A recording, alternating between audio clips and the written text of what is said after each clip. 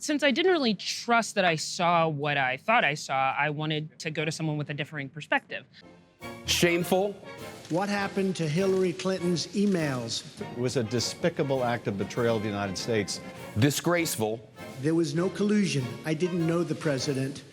And if you think the press conference was bad, imagine what happened inside. Treasonous. We ran a brilliant campaign, and that's why I'm president. Thank you.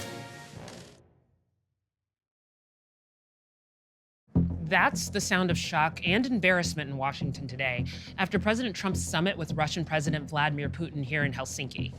Trump broke from the findings of his own intelligence community on Russian meddling to side with Moscow, while Putin acknowledged that he wanted Trump to win. Trump knew the question was coming, Putin knew the question was coming, and all I can say is, wow. Would you now, with the whole world watching, tell President Putin, would you denounce what happened in 2016, and would you warn him to never do it again?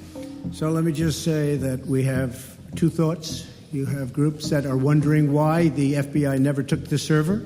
Why haven't they taken the server?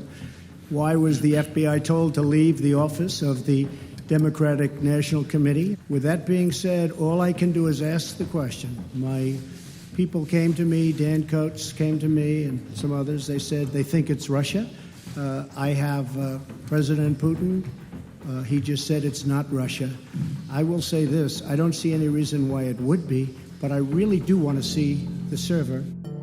President Trump on foreign soil standing next to the Russian president said he takes President Putin's word that Russia did not interfere with the 2016 election over 17 American intelligence agencies, his director of national intelligence, Dan Coates, the bipartisan Senate Intelligence Committee, and his Justice Department, who just 3 days ago indicted 12 Russian intelligence officials for interfering in the election.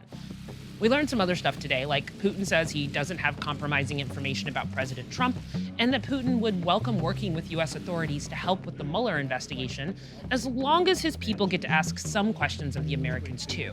They say that during their 2-hour private meeting, they also discussed cooperating more on the situation in Syria. But pretty much none of that matters because of the deference Trump seemed to give Putin.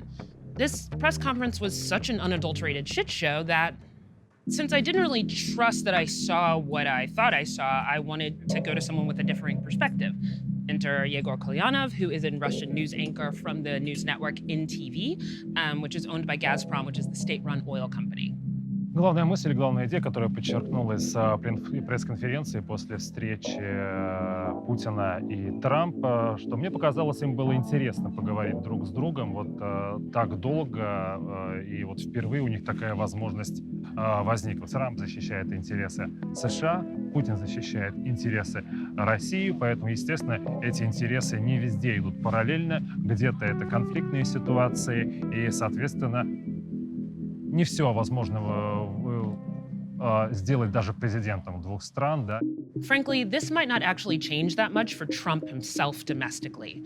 His feelings about the Mueller investigation have always been pretty clear. If anybody watched Peter Strzok testify over the last couple of days, and I was in Brussels watching it, it was a disgrace to the FBI, it was a disgrace to our country, and you would say that was a total witch hunt. What President Trump did was make the lives of the Republicans who are watching the presser back in America a great deal harder in an election year. Today and tomorrow, at every local debate and press conference, Republicans and Democrats will be asked this question. Do you agree with Trump, or do you agree with 17 intelligence agencies? Democrats will answer gleefully. Republicans might squirm. Российская аудитория, наверное, в первую очередь будет интересен украинский вопрос, да, вмешательство в американские выборы, то, что Путин предложил прислать вопросы и допросить тех людей, которых якобы подозревают во взломе сервера Демократической партии, что, пожалуйста, присылайте нам свои вопросы. То есть вот все эти как бы попытки и возможности, что все-таки да, мы готовы на конструктивный диалог. Это действительно интересует российскую аудиторию. Я думаю, наверное, они станут больше доверять друг другу, потому что, может быть, просто понимание между нашими странами станет чуть больше, и между политическим истеблишментом в России и в США как-то. Maybe one bright note. Nothing about that press conference should deter Putin from continuing to talk to Trump about all of the issues both our countries are involved in. Syria, Iran, trade, and sanctions are all valid topics to discuss.